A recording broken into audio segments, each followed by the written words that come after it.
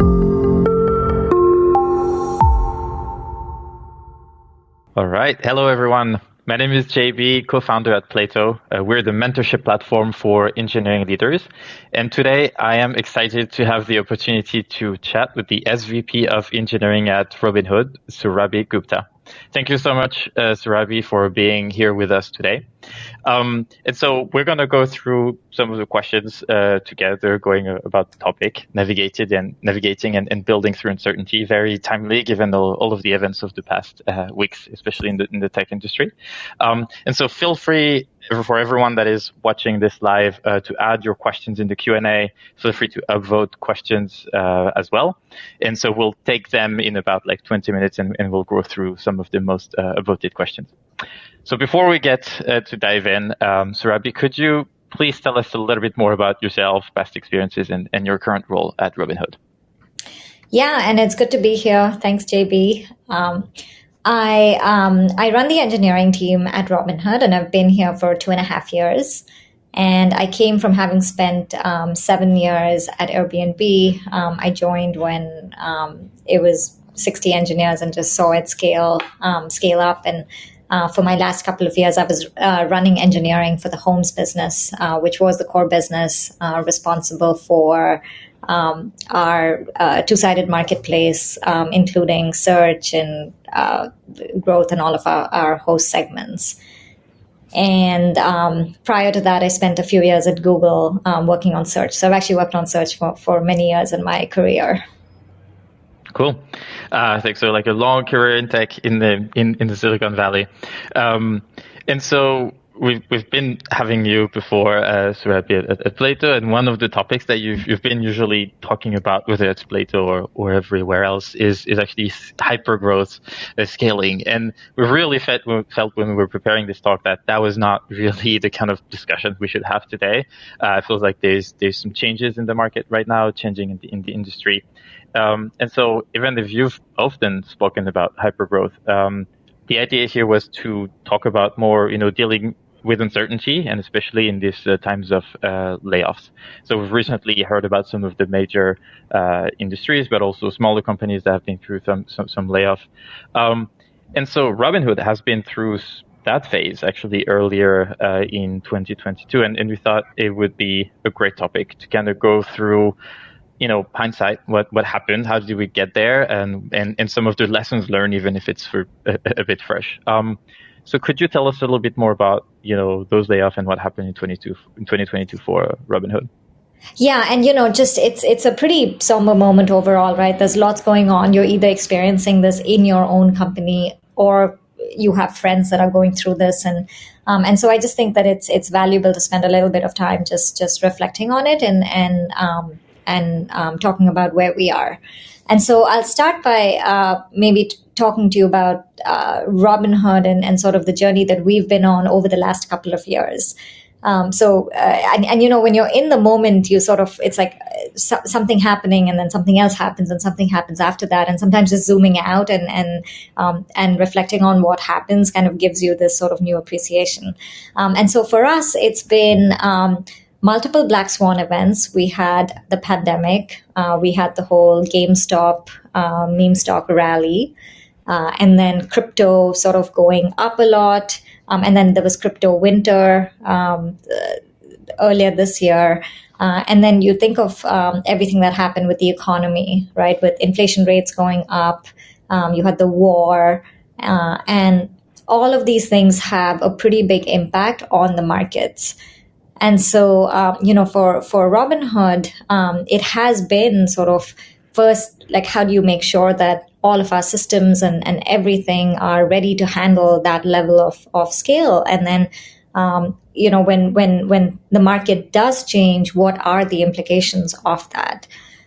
And for us, in April and August, we did 2 rounds of layoffs, and we also did, I think, what a lot of companies do, which is, you think of your organization structure. And so we did reorganize ourselves into a more GM structure, and still keeping kind of the functional responsibility as well. But these are changes that we made to react to sort of where the world was, where our business was, and to make sure that we can continue building and executing for the long term. Thanks for running us through those various phases and some of those events. It's true. It's been a challenging past couple of years, generally speaking, with some black swan events. And so some of the things we could also discuss is some of the missteps or mistakes that in hindsight, could have been avoided or could have been dealt with differently. So what were some of those missteps, and what are your thoughts now about them? Yeah, maybe I'll start with sort of the classic mistake that you're hearing from every CEO that's coming out with sort of, hey, we have to make this difficult decision to sort of to downscale, which is, how do you predict how many people you need? And how do you really figure out what the peak is? And look, all of us can look and say, oh, in hindsight, like we grew too much. And what I will tell you is that you make the best decisions that you can in the moment. And then the world changes, or the macroeconomic climate changes, and you have to react to that. And so for us, I mean, the classic mistake is that we just to support all of the scale, we staffed many of our operations functions, and assuming that we would need to support that level of volume. And when that went down, we were operating, we realized, with more staff than was appropriate. And so that was sort of a little bit more color on sort of the mistake that you're hearing kind of a lot of people talk about.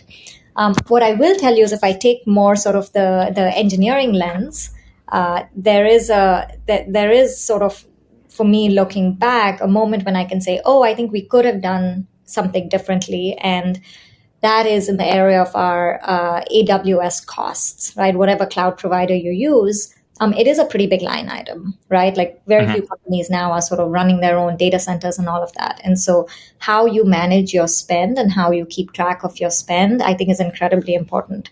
And so for us, as I walked through those black swan events, one of them was the GameStop event. And what we saw during that week was actually a 2.5x increase in week over week traffic. And what that meant was that we had to do a lot of work to make sure that our systems could continue scaling to those limits. And you know what? That was an outlier event. And trying to key off anything off of that outlier event was just a lot more capacity than we needed, than was necessary. And I think that we could have made the scale down happen much faster in a much more kind of consistent way. And we saw our costs, AWS costs, kind of go up a lot. And it was a focus for us. But I think in earnest, we took a lot of steps this year, and we actually found that we could make a meaningful difference. And I think we could have done that, a few months earlier. And then, oftentimes, people ask, hey, like, how did the change happen? Because, I will tell you, even the most obvious changes, like driving a change across kind of an entire organization and many hundreds of engineers, requires its own sort of focused effort. And so for us, there's kind of a couple of things that we did that I think really helped in kind of bringing down the costs, which I think might be interesting for this group. Totally, yeah. Because it seems that this new project and actually trying to reduce the AWS cost was like one of the major thing that kind of resulted out of this period. So I think we have a technical audience today, so anything they can learn on this and some of the actions you took could be really interesting, I think. And there's a lot of things that you can do to manage your costs. I would say AWS ends up being one of the big line items. And our infra leader came to me and said, hey, the first thing I want to do is actually to make the cost data set available to every single engineer. And earlier it was just available to sort of some of our really senior leaders, and his sort of point to me was that, hey, I want everybody to have awareness, so they're all self-motivated, and so that was one of the first changes that we made. We also just looked at all of our load testing targets, and we rekeyed that and reset expectations on that. I think another area to really dive into is you have to look at your traffic patterns and figure out what you need to kind of support that, right? So one example is you look at your weekend workloads, and you can go in and optimize those versus your weekday workloads. Again, depends on your product and depends on kind of what the different factors are. And then there's kind of the regular work that people do. You look at your data infrastructure, you look at all of your services and kind of utilization.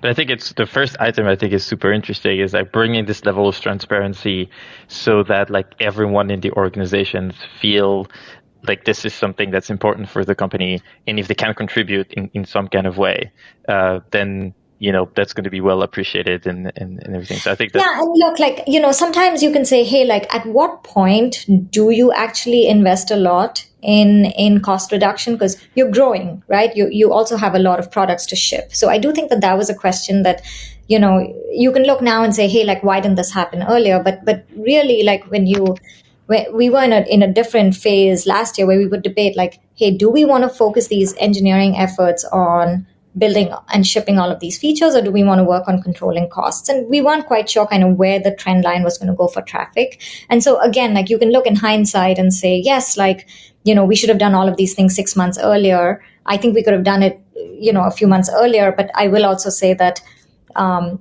you have to constantly play this balancing act of like, hey, at which point is it actually just massive waste versus you need to rein this in? It's just good hygiene, frankly, for an engineering team to make sure that you're not wasting your resources. And so there is this inflection point where you have to say, yes, like this is a focus and we are going to make sure this change is going to happen. Makes sense. So in the audience today, we do have a lot of individual contributors as well as engineering managers. And so for the people that stay through, especially some of the layoff, it's never an easy period, right? You've probably lost some of your team that you had control over, or actually sometimes not even control over. What advice can you give to those people that probably maybe are right in this period right now of their career? Yeah, before I answer this question directly, I just want to say that, it is going through kind of our current time. I think it's very difficult on our engineering managers. And I want to sort of contextualize that a little bit and also thank you for all of the hard work that you're all doing across all of the companies that you're at. If you think of sort of what really you have to bear the brunt of, you're owning a lot of changes. You don't always have all the context, right? And you have to be there for your teams and you have to show up. And the question really is, how do you kind of balance all of this? Who can you go to? So I think having for the engineering managers, like having a community of engineering leaders that you can lean on is very important. Ask questions, to your management chain. Like make sure that if you feel like, hey, I cannot represent this, or I would like to get more context, like you can ask, right? And sometimes there are times when people will try to be as transparent as they can without being able to say everything. But either way, you will get more context on kind of what's sort of maybe bothering you and where you do want to learn more. So I want to just acknowledge and say that I think it is hard for the engineering managers and the engineering leaders that are having to kind of carry these messages and show up for their teams. That's true. So congrats to everyone, and feel like take Surabhi's advice, and I think getting yourself to some level of knowledge as well, asking upwards what's going on if you have uncertainties, I think is the best way to go. And some of the things we also discussed, Surabhi, was trying to focus on the things you can control, because there's just so much you can't control. And instead of getting overwhelmed by maybe those things, can you actually control? Yeah, people, I'm sure many of you are wondering, okay, yes, it's hard, but like, what do we do for our teams, and what do we do for all of the ICs that are asking us all these questions? And focusing on what you control, I just think it's the way that you can be authentic. It's the way that you can really make sure that your teams understand the work that they're doing. So I think the first kind of recommendation I would have is that really think about the work and the goals that your team is signed up for, and how does it connect to the company goals. Right? You should have conviction in that, and if you have conviction, I firmly believe your team will have conviction, because they can tell, right? They can tell how excited you are, how bought in you are. And so, for us, actually, after we in April, when we did our first layoff, we actually spent a bunch of time looking at the work on the team, and this was the advice we gave several of our. We gave this advice. I gave this advice to my teams, which was that, hey, if you feel like you're working on something that isn't as directly aligned with kind of the long-term goal, call it out, right? Like, that's not what we want. We are going through and making sure that sort of the goals are clear, but don't take on work you're not bought into, right? So that's sort of the first thing I'd say in terms of work on what you can control and the goals. The other thing is that in times like this, or really any time, people want to do meaningful work and they want to be able to grow, right? And if they're doing meaningful work that drives company impact, you will grow. So I would say also make sure that you're prioritizing kind of these career conversations with your team. And everybody can control how they navigate their career and what projects they can take on and where you can do more. And so dedicate the time for that. It's good advice. Even if like everything is crumbling around, like everything is certain, like trying to still focus on what people want eventually in their life, which is and in their careers, which is working on things that matters, and also growth. So really kind of is back to the fundamentals in a way. Career growth for your team and working on what matters. And actually, this is something that you did at Robinhood, right? Really focusing on the goals and really looking even at as a leadership team and an executive team, like, what are we actually working on? Is what matters? How do we measure the impact? So this probably goes into like, how did we decide what to work on, or did we make any changes? And we did take a very hard look. I will tell you, in April, we looked and said, hey, the market has changed. In 4 months into the year, we've just realized that things are different, and we looked at the goals that we had set. We scrutinized all of them, and we said, hey, for the environment that we're in and the changes that we've seen in the business as a result, what is most important for us to focus on? And so we actually worked on resetting our goals. And then, with a group of leaders, we actually looked at all of our key projects and said, hey, is this still the most important thing to do? And at some point, like, people would come and say, hey, like, we cannot do all of this. And we said, okay, so then let's figure out, like, what are the trade-offs that we want to make? So definitely at a broader company level, these are the conversations that we had, and we did make some changes as a result. I will say also, like, don't underestimate the value of communication, which is sort of, as we were doing this, we actually spent time with the company walking through sort of, hey, here are our goals, here's why these are the top focus areas, here's how this is going to set us up for the long term. And after we did the second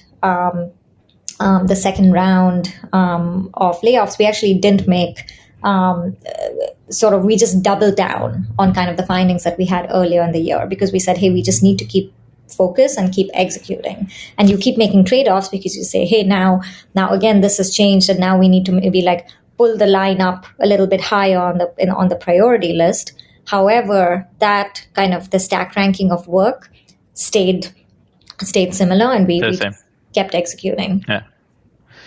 Cool. It's so before we get into some of the Q&A, one last thing that we wanted to touch upon is a little bit of hope and a little bit of opportunities, even in those kind of tough times for everyone. And so you actually mentioned that like having maybe a smaller team, but also focusing less on onboarding and hiring actually opened up your time and some of your leaders' time to focus on other things. And so one of them is engineering efficiency. And so could you tell us a little bit more about, this project and kind of like this new focus also for your team? Yeah, and I will say that for a lot of managers, you're probably sort of, if you're thinking back to last year, the year before that, you were in environments where you were just growing a lot. And so your responsibility as a manager was that, hey, how do I support this growth? And how do I kind of onboard these new engineers and make sure that they are productive? And you're kind of the world is the team is shifting so much, right? Because the company as a whole is evolving so much with all these new kind of people coming in. Now, I think the environment is different, and what's great is you can say, hey, it's the dust is sort of settled, right? There's not the people are not changing that much, so that means you can really focus on like, hey, how do I get really great work done, and how do you make sure that people have that satisfaction at the end of the quarter that, yes, we signed up for this work, we shipped this work, it was awesome, right? And it sounds sort of cliche, right? Like, of course, at any moment you want people to be able to do their best work. But I will tell you that, when a lot of things are changing around you, it's hard to also isolate that, like, wait, I saw this kind of work well, or I didn't see this work well, and why did that happen? And so I think as engineering managers, engineering leaders, you really have the opportunity to take the current moment to say, hey, like, I want to be able to ship these 4 things, and I want to be able to do them really well without bugs. Okay, so what are my blockers, right? And you keep teasing those apart, and you actually find that there's so much you can do to unblock engineers. So I'll give you an example. We did a bunch of work around our mobile release process, right? And it was our QE engineers, our infra engineers that came together and said, hey, like, it's taking this long for a feature to get out. And they shaved off 3 to 4 days in the release process. And that means that all of our features are shipping 3 to 4 days earlier to our customers. So the product teams are happier, cross-functionally, not just the engineers, right? And it's awesome. And we had the sort of the time and the ability to focus on this, and we're looking at efficiency in many different ways. And sometimes people might have kind of a negative reaction to this, like, hey, why are you trying to sort of like just make people work more? And I think it's work more effectively and smarter, right? Sometimes you're just waiting around for an hour for all of your tests to run or something like that, and it's not a great experience, right? It's better if, like, you can control how you work and not be at the mercy of, like, oh, I need to now make this change so it can run for an hour and then I have to figure out what to do. Like, that context switching itself is pretty expensive. Cool. Thanks a lot for kind of bringing up some positivity in even in this time of uncertainty. So I suggest we go into some of the questions now, if that's okay. So for everyone in the audience, we do have you should have on your right tab like the Q&A. So feel free to first of all add questions, but also upvote, and we'll kind of go through them one by one for the kind of 15-20 minutes that we have left. So let's start. A question from Wade Green. How do you address career progression to retain your top performing managers in a shrinking organization? So that's something you kind of address at some point in your... I mean, it's a question. Look, it's a question that I hear at Robinhood as well, and I'm sure it's coming up in other companies. And I think there's a way of kind of reframing the responsibilities and what is required for success, right? And I think it actually starts with the strategy for an area, and like, are you thinking 6 months ahead? Are you thinking 12 months ahead? How are you connecting the dots with different areas? If you can take testing as an example, right? To actually do testing really well and have a full testing story, it needs to be a joint plan between your infrastructure team, your QE team, and all of the product engineers, right? You need a holistic kind of plan across the entire organization. So whoever is owning testing has to think holistically, right? And now you might say, hey, like, is the success of a manager based on how many people they're managing or the scope of responsibility? Because the scope of responsibility for testing is actually pretty much the whole engineering team, right? The engineering manager might not actually manage all of the engineers that are needed to even solve the problem, because some of the problems would be taken on by the QE team, some of the automation of tests would be taken on by the product teams. However, the strategy and how everything fits together is a much larger problem. And so I would say that, to address career progression, I think of it as kind of the scope of responsibility and what is required in that being successful. And how holistically are you able to think and have people execute across a wide range of areas? Yeah. It's interesting. It's like, even if the organization did shrink, the amount of work has not necessarily shrunk as much.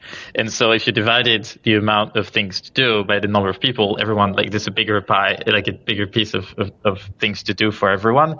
And so it's just shifting the mindset of, like, career progression is not how many people you manage, but like the scope of your responsibilities. That's what you're saying. And it's really interesting to really shift the mindset. Like, it's not because you manage 5 now and you were managing 12 before that you can't grow. Actually, no, you can actually do better engineering work maybe, or have a bigger impact just because you have more time and stuff like that. So Look, I don't want to say that there's no change in sort of expectations or kind of the implications, right, on managers' career growth. I think in some places, that very well can happen. But I just want to try to shift the conversation away a little bit from like, oh, it's on the number of people, from like, what is the work that is being delivered and what is the responsibility? Sounds good. All right. Next question from Bosco. How do you recover morale after layoff? So kind of big one.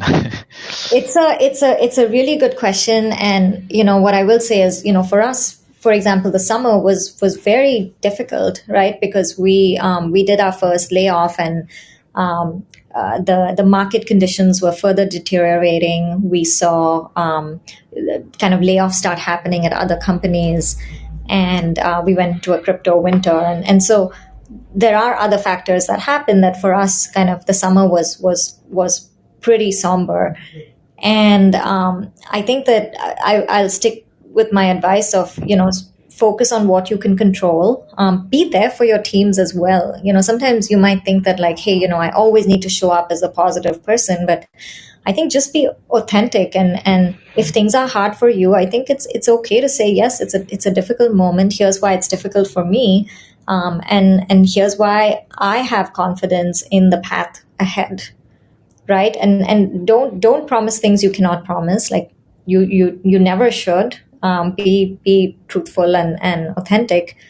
But I think your team wants to see you as a person as well. So I think if you're like only show up as being super positive or something, then I think people will also see through that. So I think in terms of morale, just kind of reminding people like what's special about the company, where the company is going, kind of reinforcing that message and that purpose helps. Cool. Thank you, Surabhi. All right. So next question, that's not necessarily about the topic, but more about your career as an engineering leader is at Robinhood. So what have you implemented for Robinhood engineering that you're really proud of? It's a great question. I just there's an area where I think I just saw a huge step function change, and I'm just really proud of the team for that. When I first came in, it was a couple of months after the pandemic had started, and with the scale that we were seeing, our systems just weren't set up to support all of that scale, and we just used to have people like being on call and working really late hours, being paged in the middle of the night. Our market open was it was an event, and we're just a long ways from that, and we've seen a lot of subsequent events. When crypto spiked up last year, and other events after that, and knock on wood, our systems have we've been able to we're in a much better spot. I'll leave it at that. So that's one thing that I'm just proud of seeing, kind of how the whole organization rallied behind a goal, and really it wasn't just band-aids, it was fixing root problems to get us to a better spot. Cool. So managing the scaling over the past 2 years. Talking also about opportunities, question that's anonymous, but there are currently lots of challenges. What are opportunities under the current macroeconomic conditions? So, yeah. Yeah. I guess one thing that comes to mind for me is being sort of laser focused on the products that really matter for customers. If you don't have constraints, you sort of think like, I'm going to do these 10 things, and I might not have full conviction, but you still kind of go ahead. And, now I think you just double, triple scrutinize everything. You sort of look at the metrics and say, really, is this really more important than this other thing I could be doing? And so I think that's an interesting sort of, it's always, there's always opportunity to do this, but I just think the scrutiny that you would apply on it right now is just so much greater. Right. And it kind of goes into, I think, something, JB, you and I have talked a little bit about, this build versus buy. Yeah. Right. And you can apply it there as well. Right. You have limited resources. Should you apply a certain set of resources on building some product that you could actually be using, you could be using a vendor for, and you could free up those resources to work on something else. And, these things aren't black or white. There's no fixed or set answer for it. But I just think there's an opportunity under our current conditions to take a different lens to making these decisions. Yeah. That's interesting. It's like, people say if you build under constraints or design under constraints, that's usually when you're the most creative. And so like right now, the market is setting some constraints for us in a way. And so that's the moment to be creative and resourceful. So I think those are some of the opportunities, indeed. Another question more about, Robinhood and how you guys are organized. So you said that Robinhood organized into a GM type structure. But that you're maintaining a functional engineering focus. Can you dive deeper into how that works? It's kind of like a combo GM structure, but also, I'm guessing, some kind of engineering layer. Yeah, if you kind of think of the technical stack, actually, before you go into organization structure, there's one single technical stack. And what that means is that, like, yes, you have isolation and all of that, but you want your lower layers of the stack, your infrastructure, your platforms, to provide leverage to all of the layers above that, all of the products that you're shipping. And so to really be able to maximize sort of the value within an organization, you want to make sure that those lower layers in the stack are providing value. And the only way you can do that is if you have some level of consistency across, right? If you have kind of every product line that decides to use a different language, for example, then your infrastructure team has to make many different kind of prioritization decisions and say, okay, I can do this thing for this one language and this thing for this other language and this thing for like these two other languages.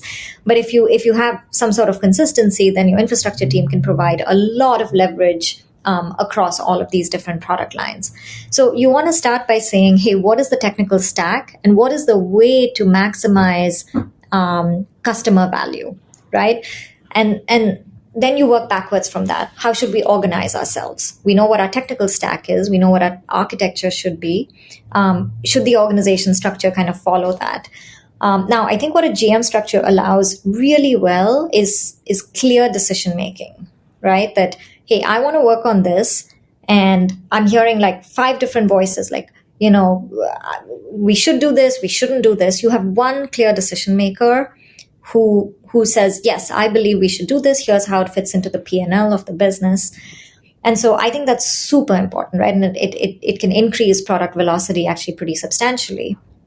Now, the question is, should engineering all be solid line into the GMs, or should they report in functionally?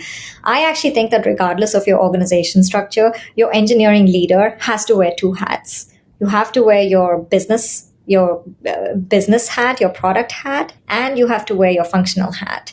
And so for us, let's say that we have the brokerage team, right, or which is our core business.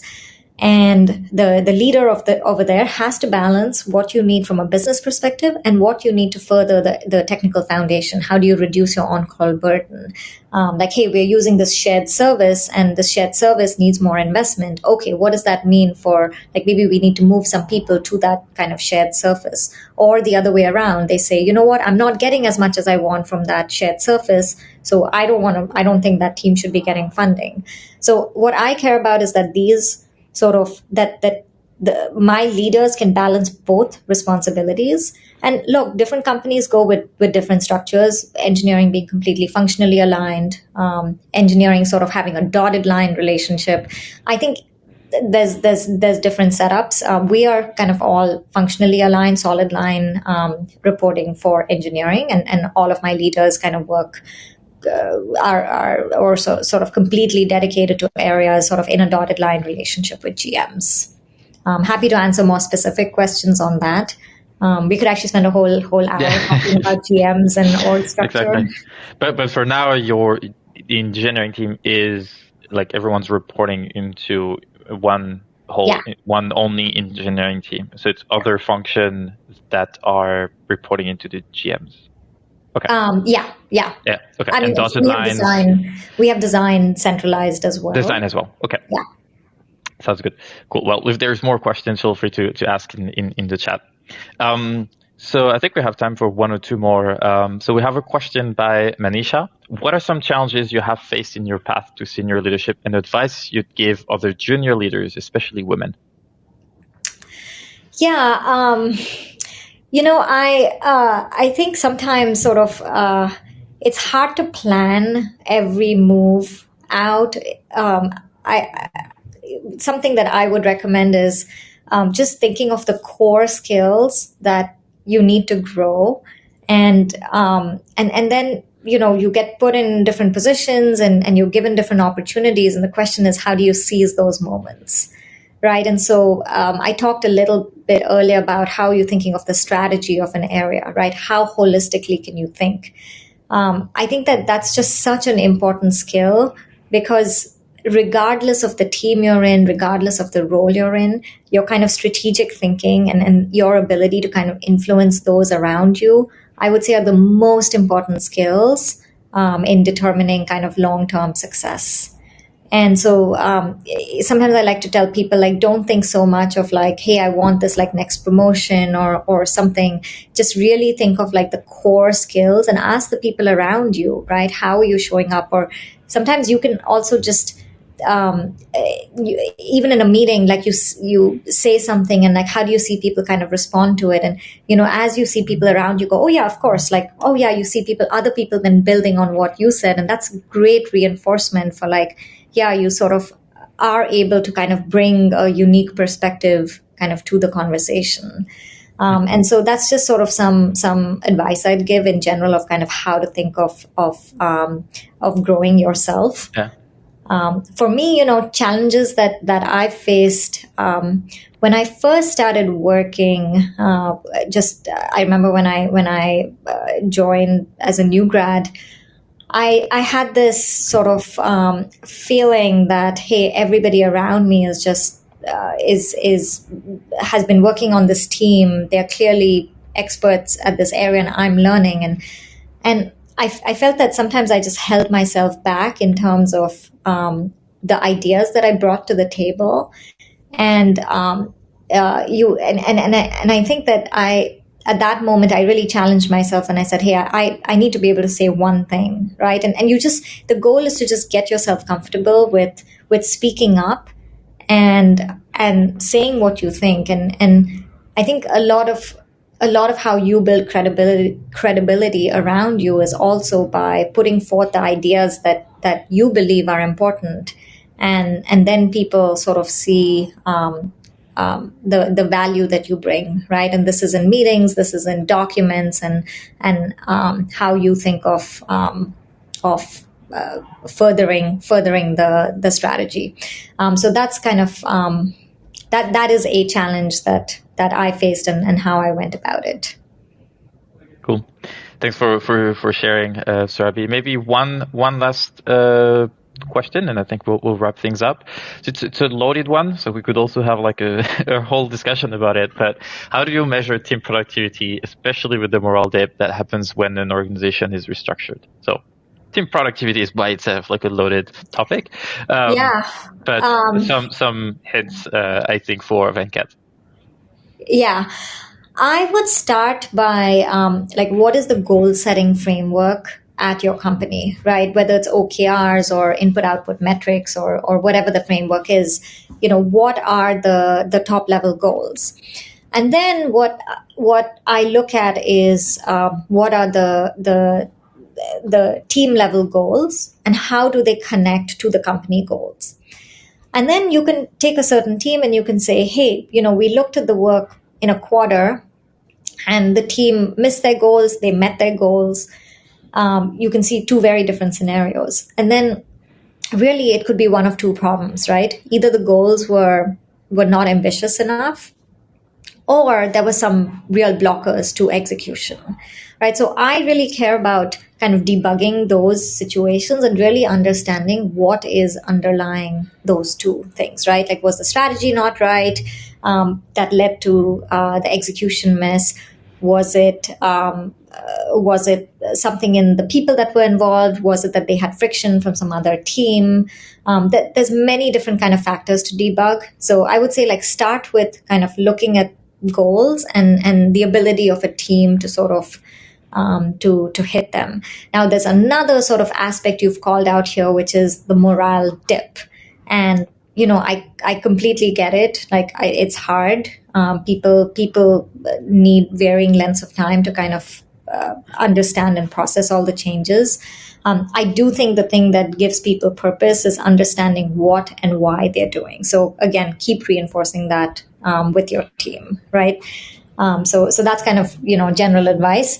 But then on team productivity, it is worth it just to sit down and really outline, like, what does it mean for engineers to be productive, right? What is your build, test, deploy time, and is that going up or down, right? Oftentimes you suddenly hear engineers complaining, oh my gosh, I'm waiting like an hour for this build time in this scenario, or my test suite to run, or whatever that is. And so you want to catch these things before engineers like start complaining. And so measure, like, think of your core metrics. Cool. Thank you for the quick hints on team productivity. I really want to thank you, Surabhi, for taking the time to chat with us and to share some of your thoughts around navigating through uncertainty. We hope we enjoyed, you all enjoy in the audience, this discussion, that we were able to answer some of the questions. So we will do those webinars on a monthly basis. The next one is already planned for December. The link has been posted. It's going to be with the SVP of Engineering at Datadog in Noland. The topic is yet to come, but it's going to be also a very interesting discussion. And if you want to learn more about Plato, feel free to reach out to us. We'll be in touch through email anyway. Surabhi, thanks again. And I wish you all a great day. Thanks for having me. Bye. Bye.